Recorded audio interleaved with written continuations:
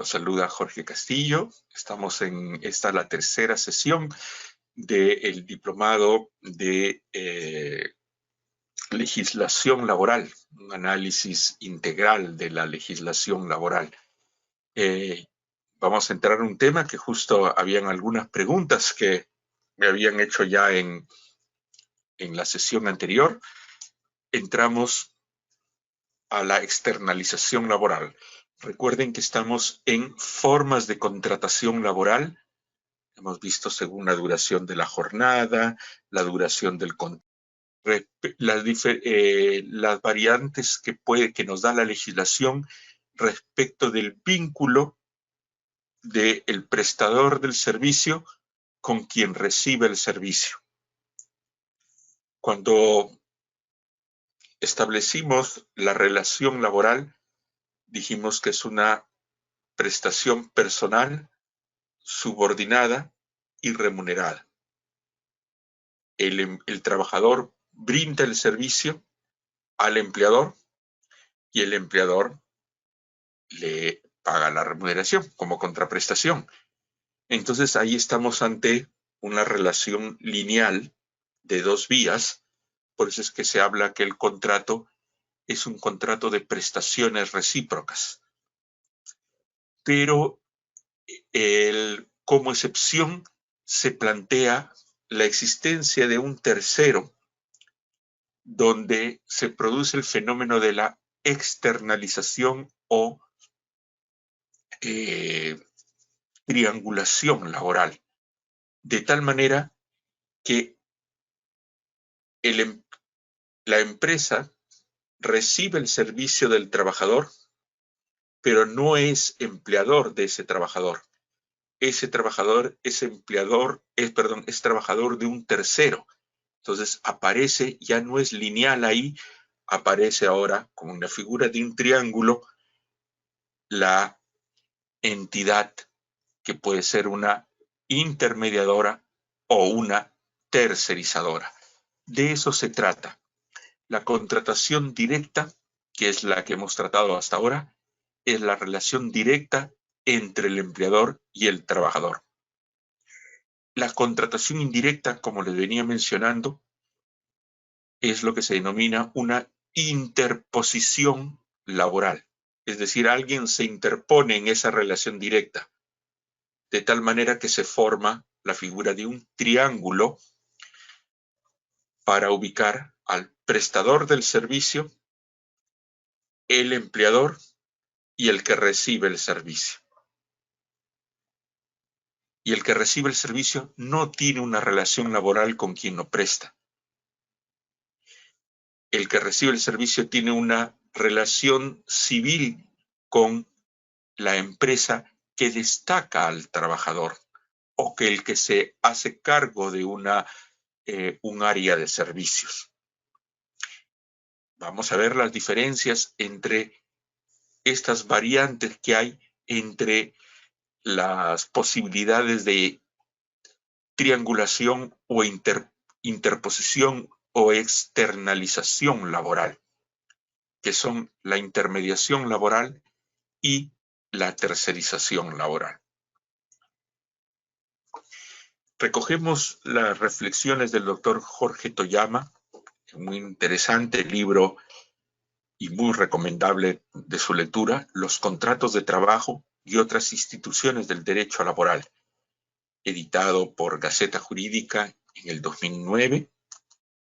Claro, esa es la versión que yo tengo, pero el doctor Toyama ha reeditado este libro también con Gaceta. Hay ediciones más modernas. Siempre lo quiero enseñar, pero creo que no lo tengo por acá. La intermediación y tercerización, nos dice el doctor Toyama, son dos situaciones jurídicas relativamente nuevas en el ordenamiento jurídico laboral, pero, como les había mencionado, preexisten al ordenamiento jurídico laboral en la medida en que existían ya anteriormente como un fenómeno socioeconómico, como una forma contractual denominada colaboración empresarial, y es cuando el ordenamiento jurídico ve que es relevante regular esta figura en que se incorpora al ordenamiento jurídico laboral. Pero el ordenamiento jurídico laboral no ha creado estas figuras. Rara vez crea algo el derecho laboral. Lo que hace es regular un fenómeno socioeconómico, una conducta personal, una conducta institucional, una interrelación entre entes jurídicos.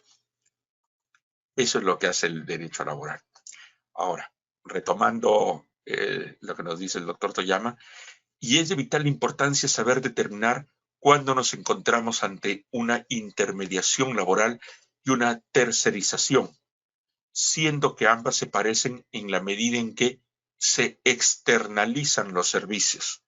Es decir, que quien presta el servicio no está en la planilla de quien al final de cuentas recibe el servicio.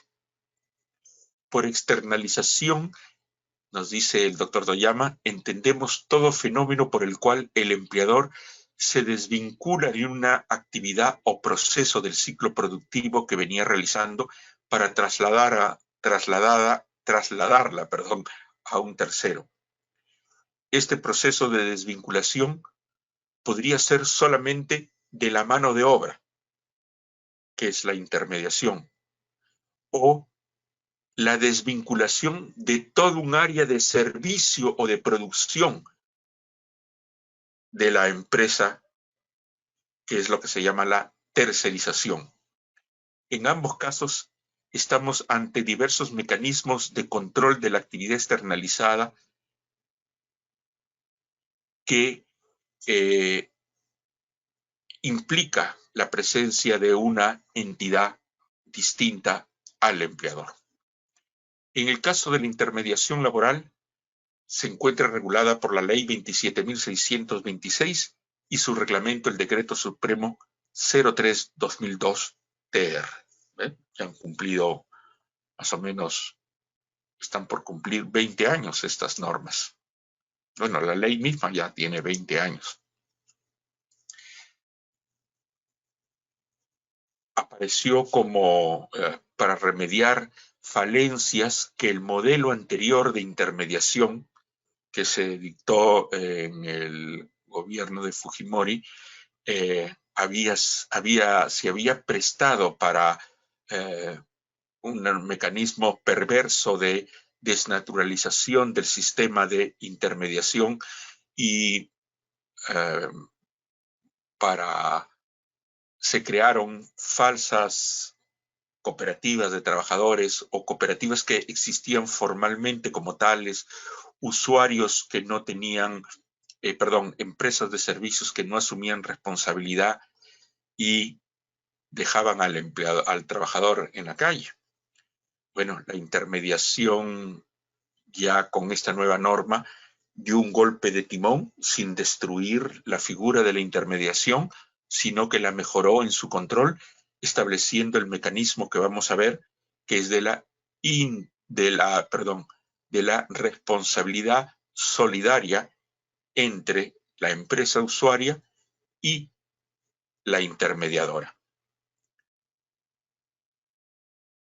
Entonces, claro, en ese momento estábamos ante una figura, entre comillas, perversa, que permitía el abuso y que desamparaba a los trabajadores.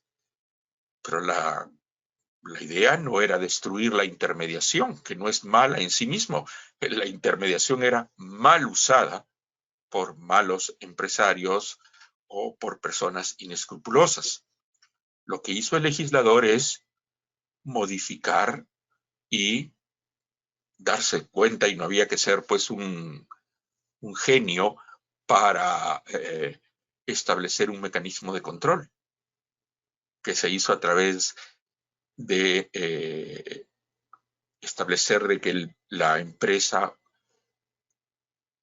de intermediación no era cualquiera. No cualquiera podía formar una empresa como se hacían pues de la noche a la mañana, ¿no?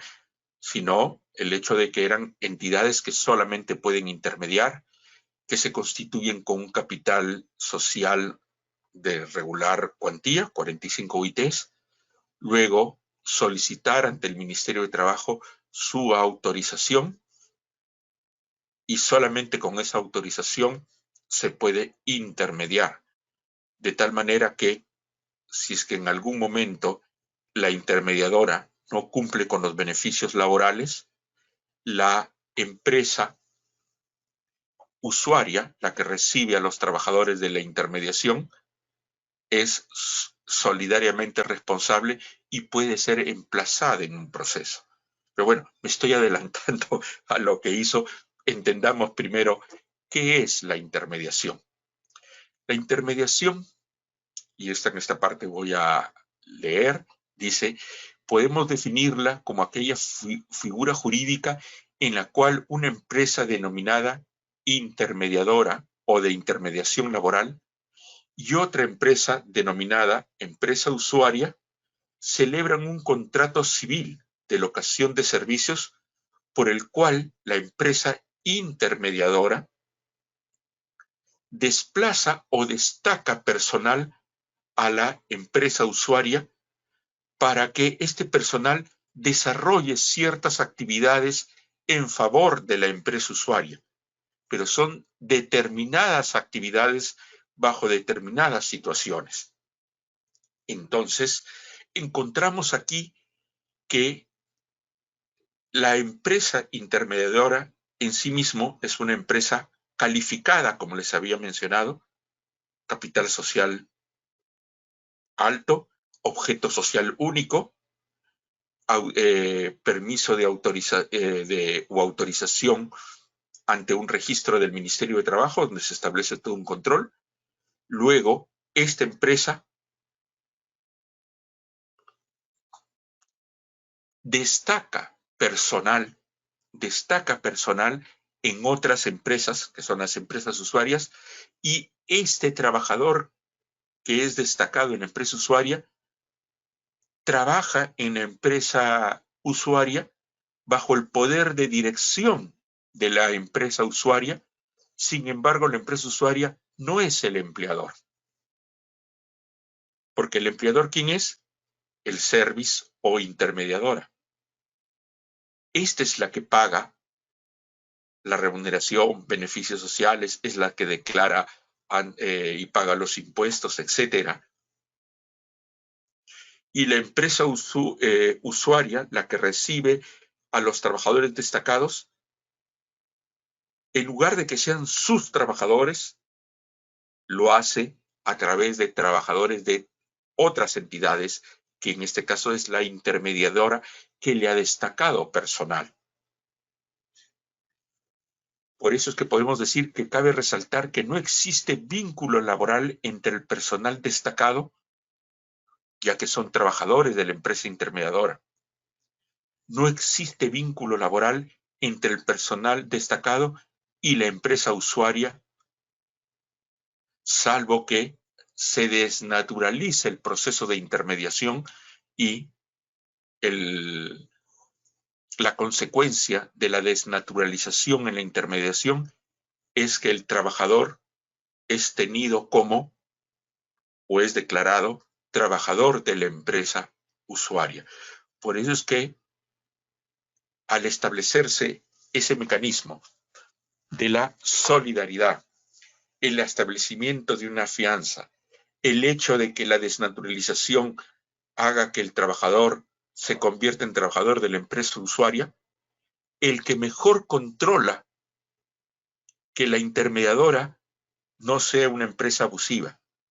Inclusive previo a eso, que la intermediadora sea verdaderamente una empresa formal, debidamente conformada, con su registro y autorización ante el ministerio, que pague los beneficios sociales al trabajador, que él se cuide mucho de que se le dé el uso adecuado de la intermediación.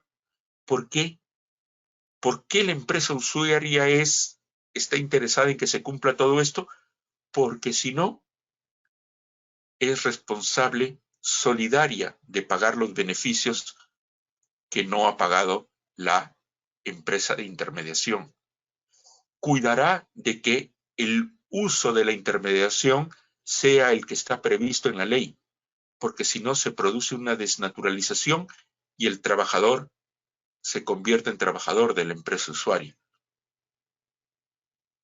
Entonces, fue un golpe de timón interesantísimo y muy inteligente, porque además de la SUNAFIL y el Ministerio de Trabajo, que sean los que controlen que la intermediadora, la service, como se denomina comúnmente, sea una empresa formal y que cumpla con las obligaciones, el que controla es el usuario. El usuario no va a contratar con alguien que aparece en el Ministerio de Trabajo o en la SUNAFIL como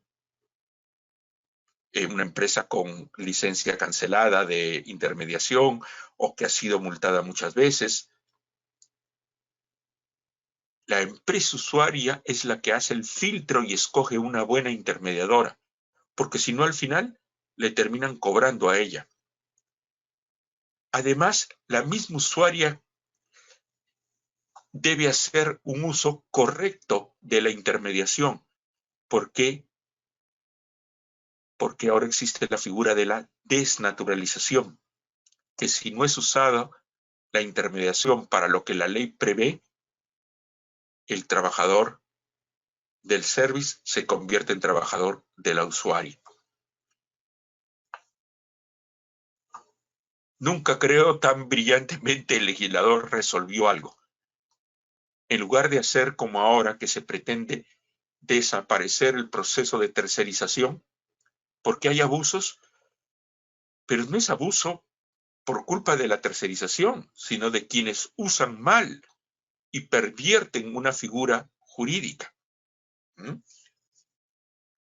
Bueno, en otras palabras, la intermediación puede ser definida como la provisión de trabajadores de una entidad que es el empleador, la empresa de intermediación o service o cooperativa de trabajadores, para que estos trabajadores que son empleados del service presten servicios bajo la dirección de un tercero, que es la empresa usuaria.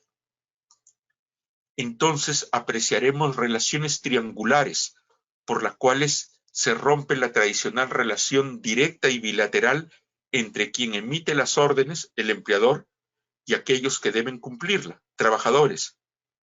En medio de ambos aparece el empleador real, que es el service. Nuestra legislación permite la intermediación laboral mediante dos tipos de entidades: las cooperativas de trabajadores, que ya casi ni existen, y las empresas de servicios. Esas sí subsistieron. En lo que me ha tocado en los últimos años atender consultas de muchas empresas que reciben trabajadores, lo hacen de empresas de servicios y ya no de cooperativas de trabajadores. Desaparecieron ellas porque en verdad muchas se constituyeron sin que haya lo que se conoce como una democracia asociativa o cooperativa, porque la cooperativa de trabajadores es conformada por los mismos trabajadores. Ellos son los dueños de la cooperativa y ¿a quiénes destacan? Ellos mismos son los que se destacan. Pero no, acá se pervertía la figura de la cooperativa, los verdaderos dueños eran otros y los que aparecían como aparentes titulares y socios de la cooperativa, en verdad no eran socios. No se les permitía la participación en las asambleas, en el directorio. En verdad, escondí en el fondo una empresa. Una empresa no es que esté mal, sino que la empresa es una figura asociativa distinta. La cooperativa busca el digamos, no, iba a decir el bien tiene un carácter moral, digamos, que el resultado económico se reparta entre sus socios, que son los trabajadores. Una empresa es distinto. Una empresa utiliza capital y trabajo a través de empleados para obtener un beneficio que es su utilidad. Y a los trabajadores le paga remuneración. La utilidad es de la empresa. En algunos casos hay participación de las utilidades de los trabajadores, pero en un porcentaje. Entonces, la esencia de una cooperativa y de una empresa es distinta. Las dos son distintas formas de asociarse para producir bienes y servicios. Bueno, entendiendo, y hablamos en general de intermediadora, para no estarme refiriendo solo al service. Cuando hable de la intermediadora me referiré a los service y a las cooperativas que puedan existir. Muy bien. Estas intermediadoras pueden celebrar contratos con determinadas empresas, las usuarias, para contratar ¿qué? El destaque de determinados trabajadores con la obligación de asumir el otorgamiento de beneficios sociales correspondientes a estos trabajadores destacados, así como las contribuciones sociales como salud, seguro complementario, las funciones tributarias de retención de los aportes a la ONP, de renta, etc. Mientras que el vínculo técnico y el poder de dirección lo asume la empresa usuaria. La empresa usuaria. Esta se comporta como empleador respecto de trabajadores que le brindan servicios, pero que no son sus trabajadores, son los trabajadores del service.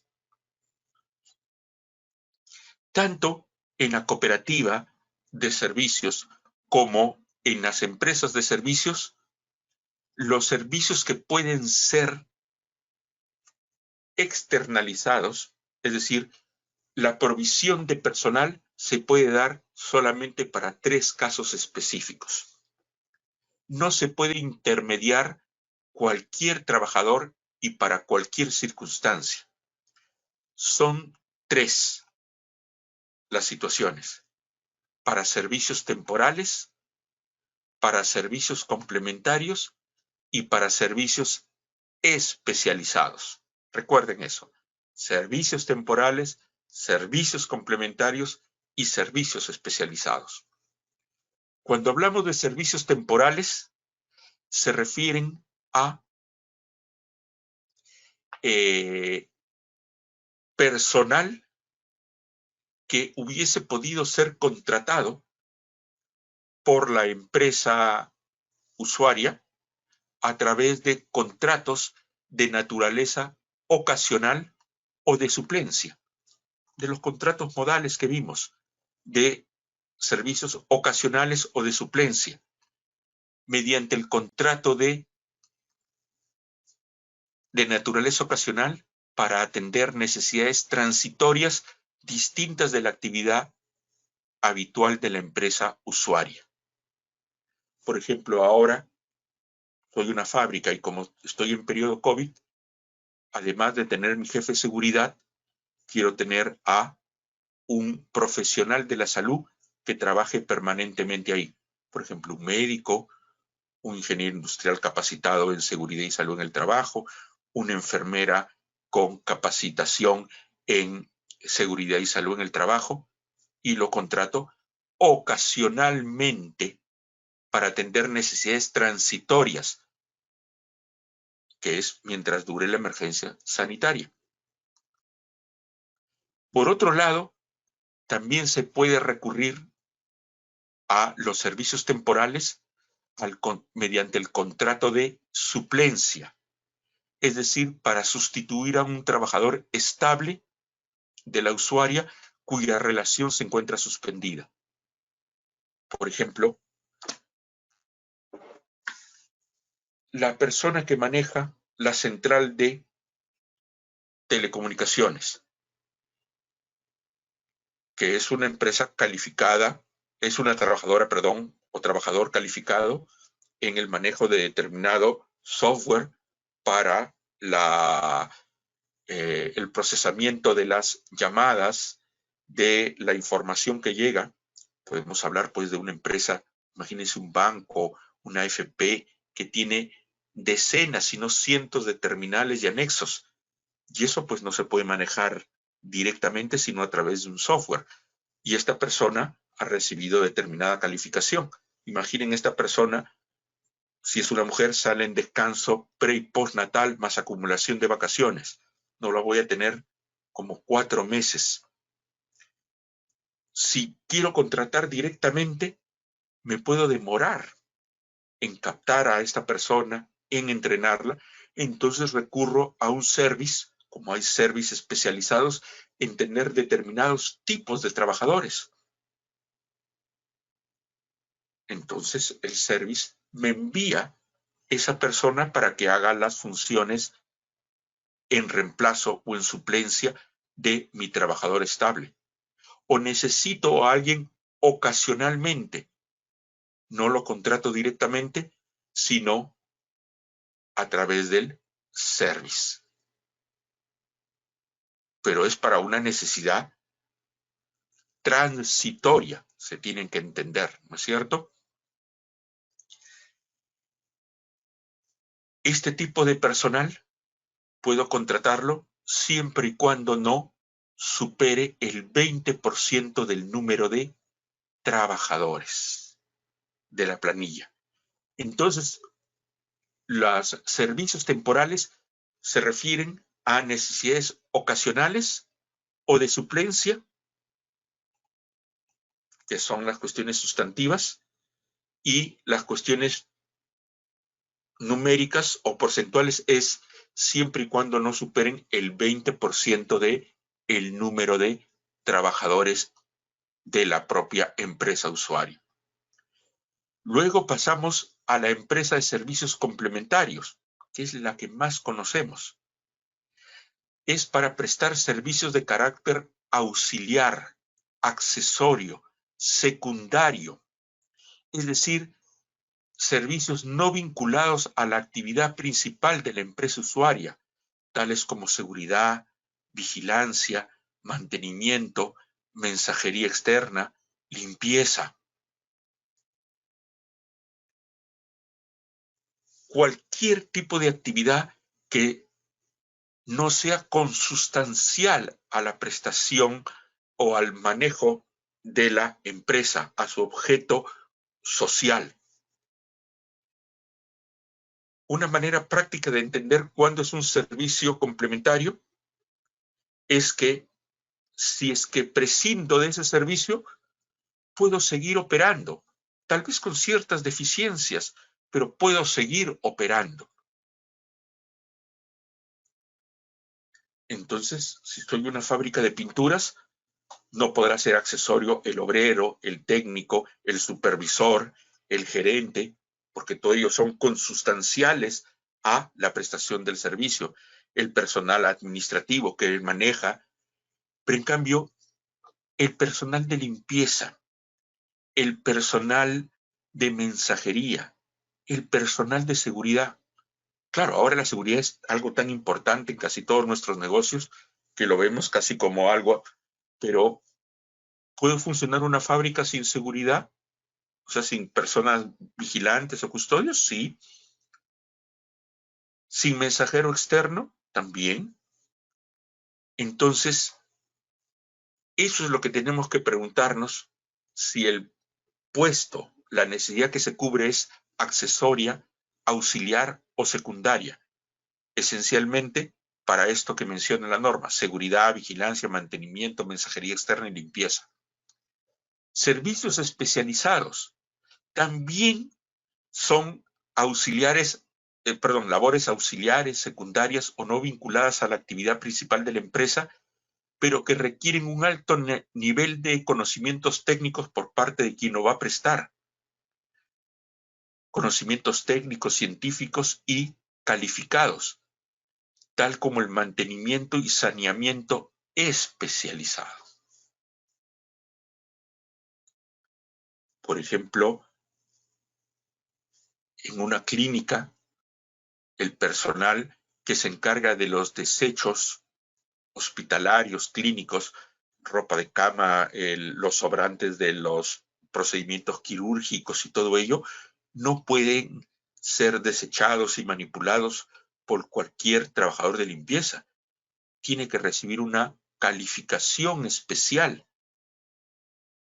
para el correcto manejo de desechos que son altamente lo que se llaman desechos biológicos, químicos o médicos, que si no son tratados adecuadamente, pues puede traer problemas graves no solo a quienes trabajan ahí, sino a la ciudadanía. Entonces, ahí estamos hablando de personal auxiliar pero altamente especializado, como son el mantenimiento y saneamiento especializado. Estos de aquí, servicios complementarios y servicios especializados, no tienen límite porcentual. El límite, ¿cuál es? El hecho de que sean auxiliares, accesorios o secundarios y no vinculados a la actividad de la usuaria. No hay un límite porcentual, sino que no esté vinculado a la actividad principal. En cambio, en el primer tipo, en servicios temporales, los trabajadores que vienen destacados sí realizan la actividad principal, pero lo hacen en forma ocasional o por suplencia. Por eso es que ahí sí tienen un límite del 20%.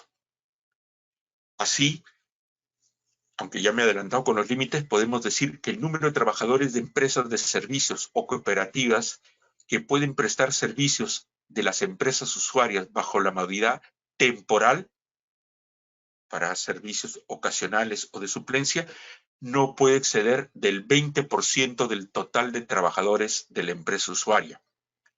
Para el caso de los servicios complementarios o especializados, no hay límite en cuanto al número de trabajadores que pueden ser destacados en la usuaria. Sin embargo, se exige que la empresa de servicios o la cooperativa asuma la autonomía técnica y responsabilidad en el desarrollo de las mismas. Supuestos prohibidos de intermediación laboral. ¿Cuándo no se puede intermediar? ¿Respecto de qué actividades? Para cubrir personal que se encuentre ejerciendo el derecho de huelga. Porque está prohibido lo que se llama el esquirolaje, que es la contratación de esquiroles, que es la denominación que se le da a los trabajadores que son destacados. Perdónenme, estoy solo en casa y me está sonando el intercomunicador. Perdónenme un minuto. No he dejado la llave afuera. Disculpen, no se interrumpí y al final no sonaba el intercomunicador mío. Estos departamentos, como no son muy grandes, era el de mi vecino. Bueno, supuestos prohibidos, les decía. Está prohibido contratar para cubrir personal que está ejerciendo la huelga, para cubrir personal en otra entidad de intermediación, es decir, no hay intermediación de la intermediación. A una empresa intermediadora, otra intermediadora no le puede mandar personal. O para prestar servicios que impliquen la ejecución permanente de la actividad principal. Porque los que pueden ser destacados y que desarrollen la actividad principal pueden ser nomás por necesidades ocasionales o de suplencia. Entonces, miren, para prestar servicios que impliquen la ejecución permanente de la actividad principal de la empresa usuaria. Ese es un supuesto prohibido. ¿En qué caso se puede realizar? Sí, por intermediación se puede utilizar para la actividad principal de la empresa usuaria, siempre y cuando no sea permanente, es decir, ocasional o por suplencia. Invierto la figura. O puedo destacar en forma permanente a quién o para qué actividades, para lo que no es actividad principal de la empresa usuaria, es decir, actividad auxiliar, complementaria o secundaria. Entonces, en esta última frase está resumido lo que acabamos de ver en los cuadros anteriores. Se considera que se configura una relación laboral directa entre el trabajador y la empresa usuaria, cuando de hecho no es su trabajador porque es trabajador del service, cuando se produzca la desnaturalización, que puede ser comprobada tanto a nivel de la autoridad administrativa de trabajo y de los procesos inspectivos, como a nivel judicial también. Por lo tanto, cuando hay desnaturalización, cuando rompo los supuestos prohibidos de intermediación, se produce la desnaturalización. ¿Y cuál es la consecuencia de la desnaturalización? Que el trabajador se considere comprendido en la planilla, es decir, como trabajador de la empresa usuaria.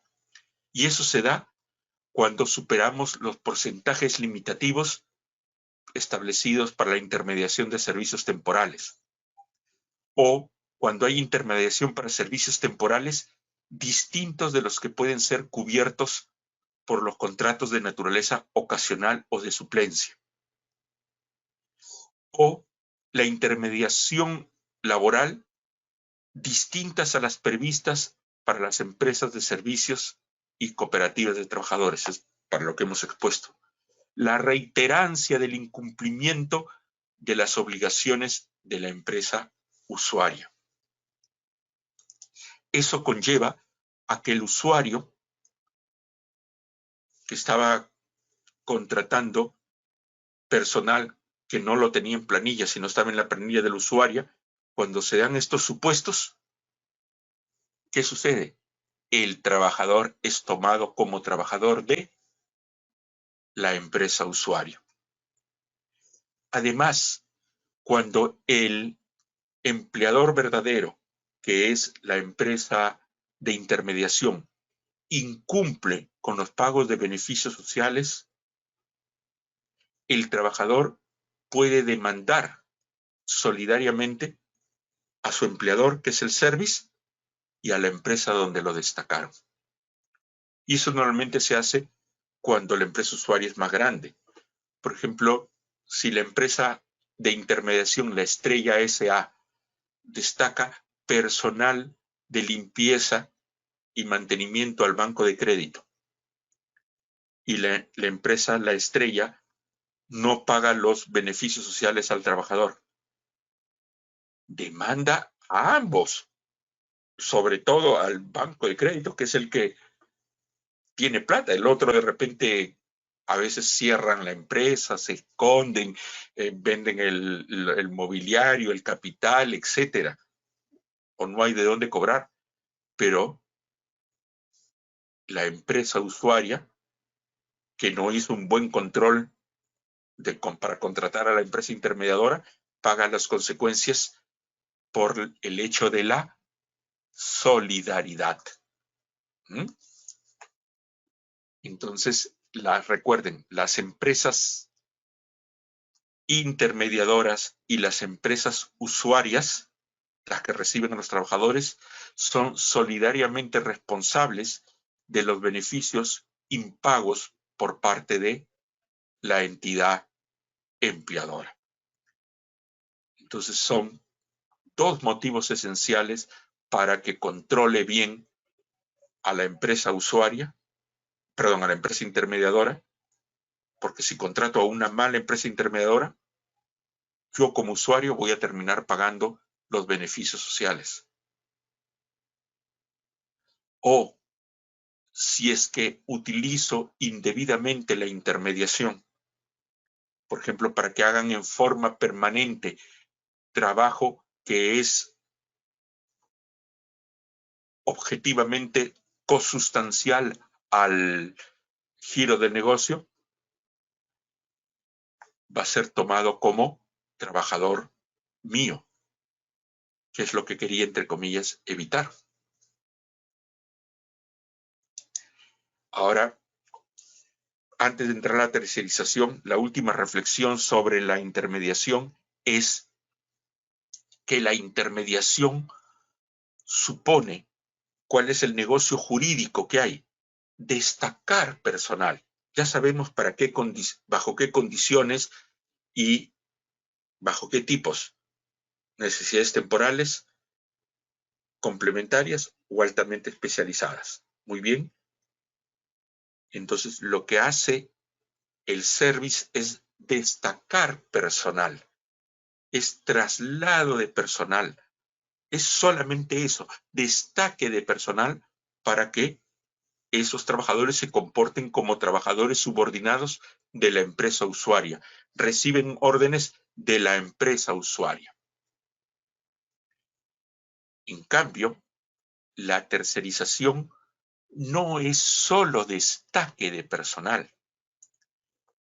El tercerizador no va a mandar únicamente personal, se va a hacer cargo de todo un área de servicios o de producción o de la administración de la empresa principal. Les he adelantado eso. Ahora veamos la ley que regula la tercerización, la ley 29.245, modificado por el decreto legislativo 1038 y reglamentado por el decreto supremo 06/2008-TR. La tercerización, o llamada también outsourcing, es una forma de organización empresarial, lo que les llamaba colaboración empresarial, por la que una empresa principal encarga o delega el desarrollo de uno o más partes de su actividad principal a una o más empresas tercerizadoras para que le provean de obras o servicios integrales vinculados a la empresa principal. Entonces, la actividad del negocio jurídico no es el destaque de personal, sino hacerme cargo de todo un área de servicios o de producción, lo cual implicará no solo que va a haber traslado o destaque de personal, sino de maquinaria, de tecnología, de administración, para hacerme cargo de todo un área integral de la empresa principal. Por eso podemos decir que se puede definir también la tercerización como la contratación entre empresas para que desarrollen actividades especializadas u obras, siempre que éstas asuman los servicios prestados por cuenta y riesgo, que además tengan sus propios recursos financieros, técnicos o materiales, sean responsables por el resultado de sus actividades y sus trabajadores estén bajo su exclusiva subordinación.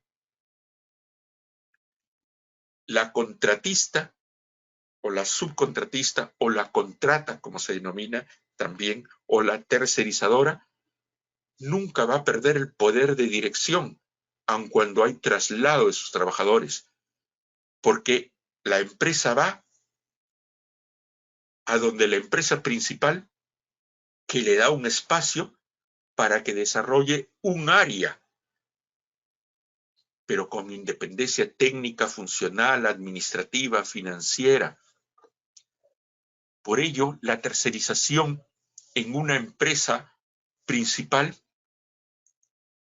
que contrata una o varias empresas de tercerización lo hace para que desarrollen una parte de su actividad productiva o principal, lo que en inglés se denomina el core business.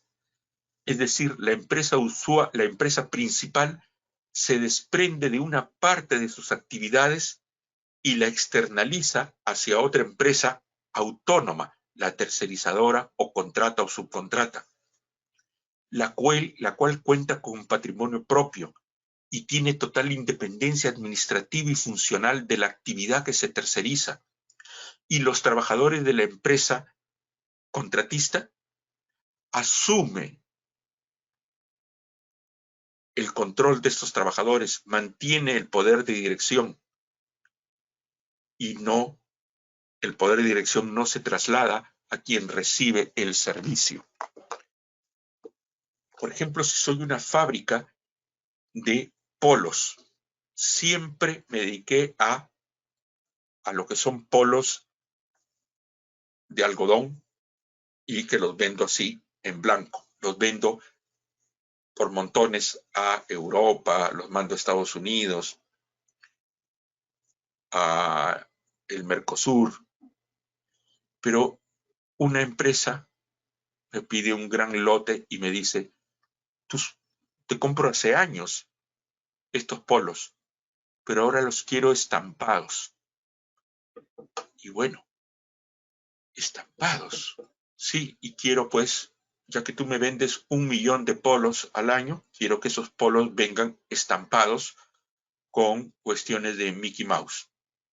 Ah, caramba. Entonces, y además es un estampado que resista el lavado y con relieve.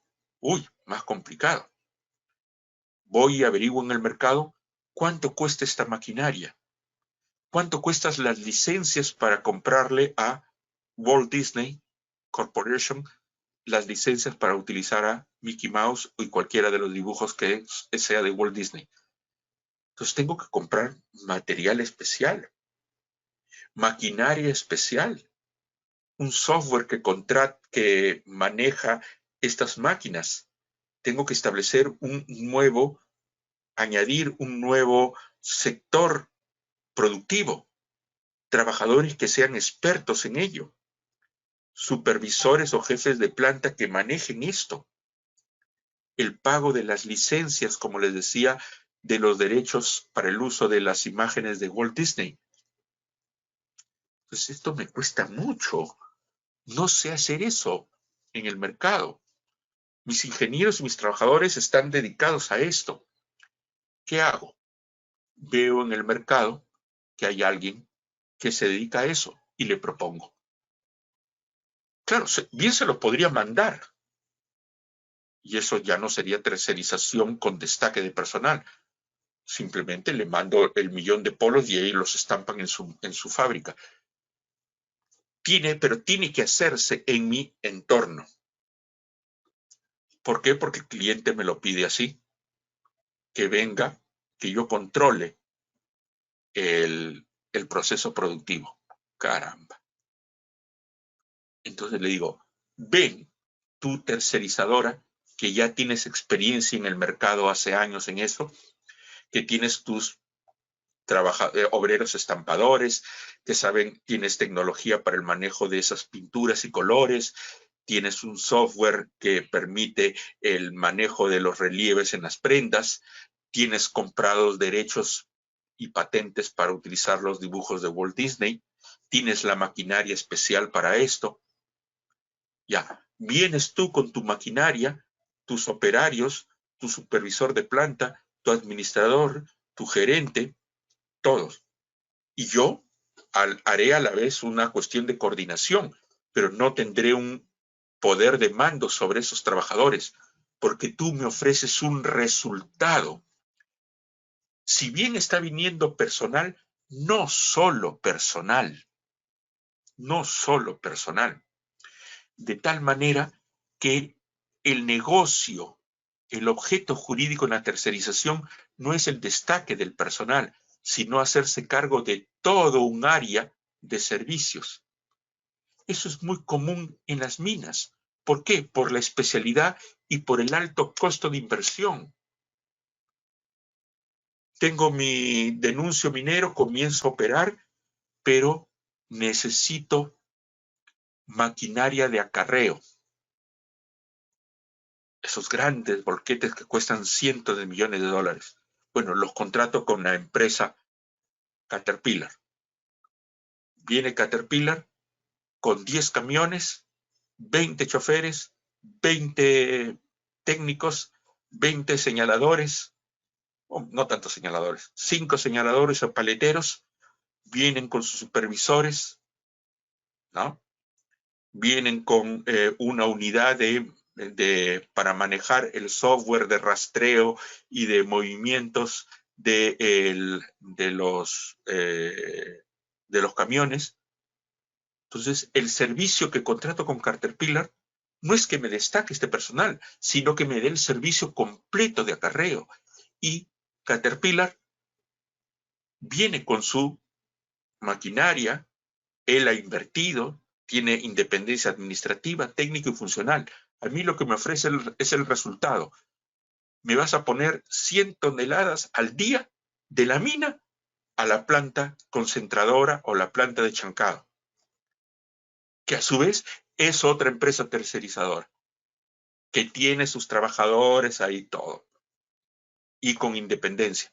La mina se llama de repente Minera Volcan, que soy yo, pero una parte de mi actividad económica, que bien la podría haber realizado, pero la estoy trasladando a Caterpillar para el acarreo, a la chancadora SA para que chanque el mineral. Eso es tercerización. La tercerización implica que la empresa principal contrata con una o varias empresas de tercerización para que desarrollen una actividad productiva o principal. Es decir, la empresa principal se desprende de una parte de sus actividades y la externaliza a otra empresa, la cual cuenta con patrimonio propio, tiene total independencia administrativa, técnica y funcional. ¿Qué se entiende por actividad principal que pueda ser tercerizada? Aquella que es consustancial al giro del negocio. Son actividad principal las diferentes etapas del proceso productivo de bienes o de prestación de servicios. Exploración, explotación, transformación, producción, organización, o sea, la parte administrativa, administración, comercialización y en general toda actividad sin cuya ejecución se afectaría o interrumpiría el funcionamiento y desarrollo de la empresa. Por ejemplo, les he contado que trabajo en Caseta Jurídica. ¿Qué hacemos? Libros, revistas y lo vendo. Bueno, tengo mi propio personal, pero ahora como vendo tanto, tengo problemas con el transporte. Yo antes mismo repartía y despachaba. En mi almacén estaban ahí. Bueno, ya ha llegado tanto la producción y tengo tantos clientes, una parte de mi negocio, que es la distribución, porque si no tengo distribución, no tengo cómo hacer que llegue mi producto al cliente que me ha comprado o al distribuidor que me ha comprado. Entonces contrato, por ejemplo, a, no sé, Olva Courier, que es una empresa conocida. Y le digo, vienes acá a mi almacén y te voy a dar este espacio. El almacén y esta zona de estacionamiento. Y viene Olva con sus camionetas, con sus cargadores, ¿no? Estibadores, viene con sus montacargas, el pato, ¿no? Las parihuelas, con su sistema de ensunchadoras, plastificadoras, trae sus cartones, sus máquinas de doblar cartón, trae el software para leer las guías, que en lugar de estar numeradas tienen un código de barras y poder manejar las guías y el despacho. Y yo lo llevo acá y Olva lo lleva a cada cliente o lo lleva a provincias o donde sea. Algo que pude haber hecho yo, lo hace otra persona. ¿Y por qué tercerizo? ¿Porque quiero hacer trampa? No. Tercerizo porque me conviene, porque alguien hace mejor en el mercado algo que no puedo hacer, no tengo expertise o me falta mucho dinero para invertir. Porque si digo voy a comenzar a hacer esto, ¿cuántos millones tengo que invertir para comprar carros y para hacerlo modernamente, ¿no? En cambio, ya alguien que tiene experiencia en el ramo. Eso es un ejemplo de tercerización. Y tercerización que implica desplazamiento de personal, porque en el ejemplo que les digo, Caterpillar viene con sus choferes, técnicos, paleteros, mecánicos, trabajadores de supervisión, su gerente de planta, su gerente de seguridad. La chancadora tiene también sus obreros, su personal administrativo, su personal de custodia, que están en el perímetro de mi mina o en Gaceta Jurídica, están en mis instalaciones, en mi almacén y en parte de mi estacionamiento. Y yo no me meto con el personal de Olva, yo no le puedo dar órdenes, porque ese personal tiene independencia técnica, funcional y administrativa, porque la tercerizadora no me está destacando personal. Lo que me está haciendo es ofrecer todo un área de servicio o producción y me ofrece un resultado. Todas mis revistas puestas a tiempo, todos mis libros puestos en el mercado y con la entrega a administración de las guías correspondientes para poder hacer la cobranza.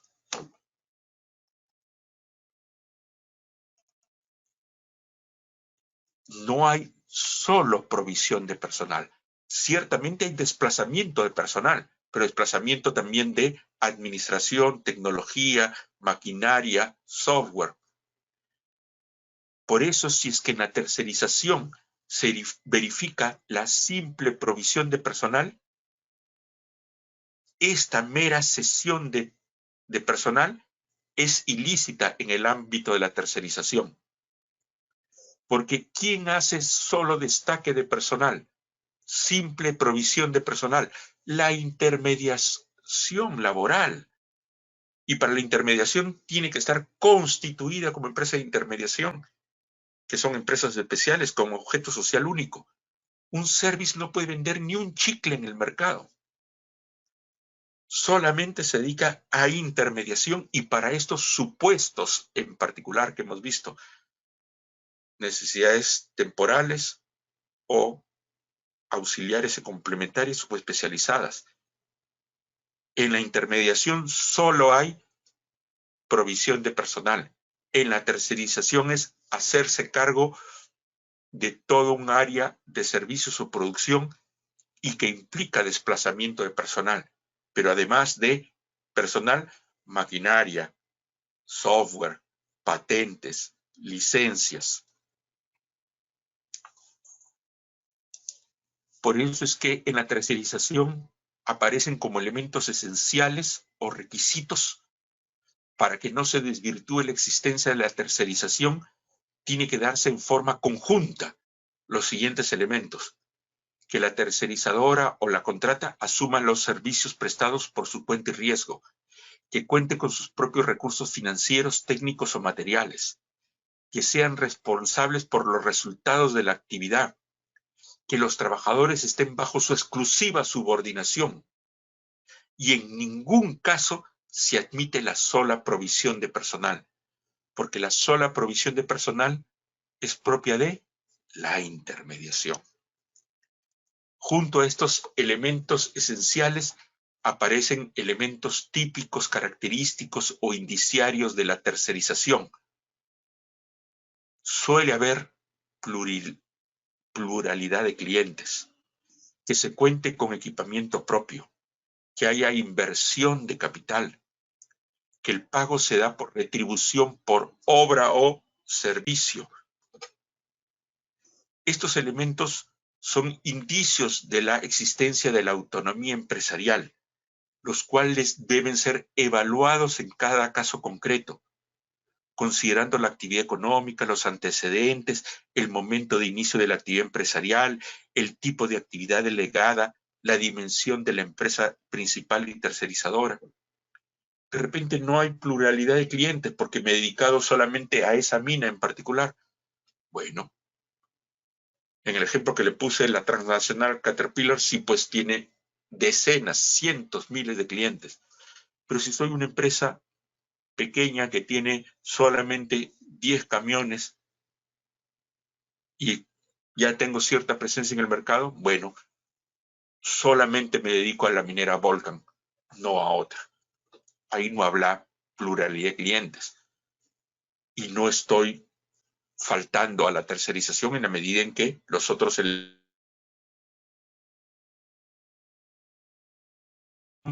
la separación física y funcional entre los trabajadores de una y otra empresa.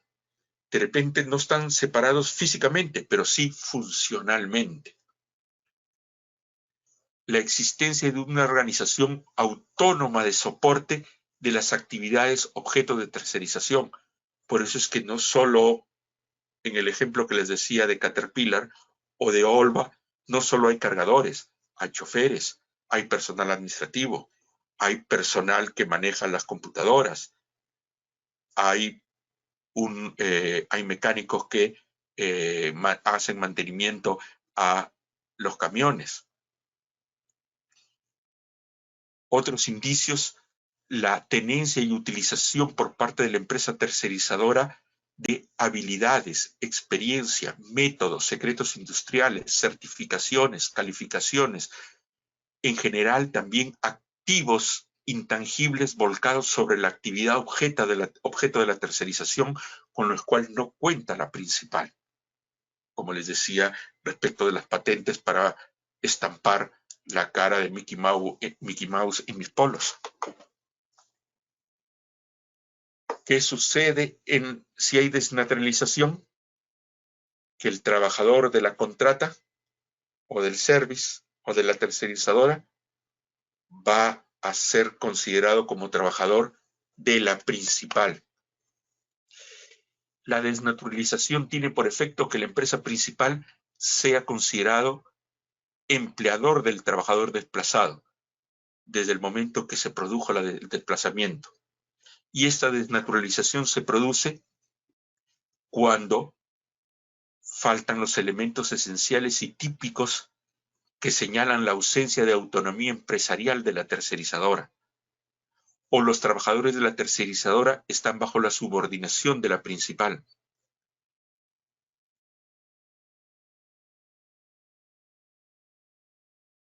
Que hay un mero destaque de personal y por lo tanto un proceso desvirtuado. Esto que les he mencionado también lo resumo aquí en esta parte, en este cuadro, para que ustedes lo puedan ver y recuerden las diferencias que hemos establecido. Otra forma, ya saliendo de intermediación y tercerización,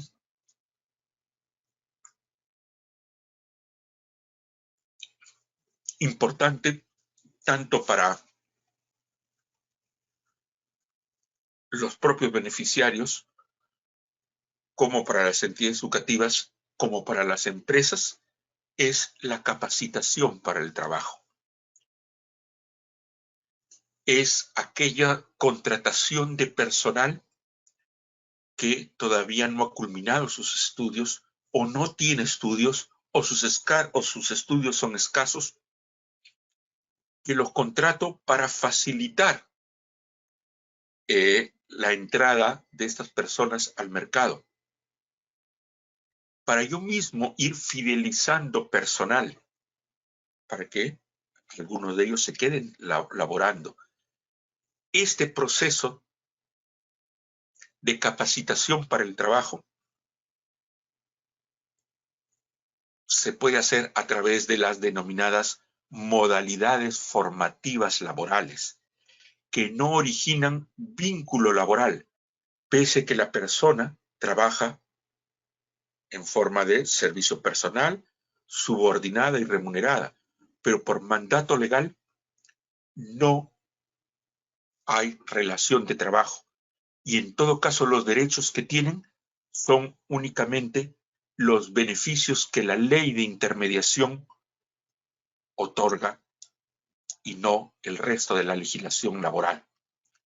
Para esto vemos la ley 28.518 y su reglamento y también un sistema antiguo de aprendizaje, pero focalizado en el sector industria, que es el que se hace a través del SENATI. Y luego tenemos todas las formas adicionales al aprendizaje que son, perdónenme, aquí tenemos, ¿no? Es que esto debería ir, perdónenme un momentito, acá.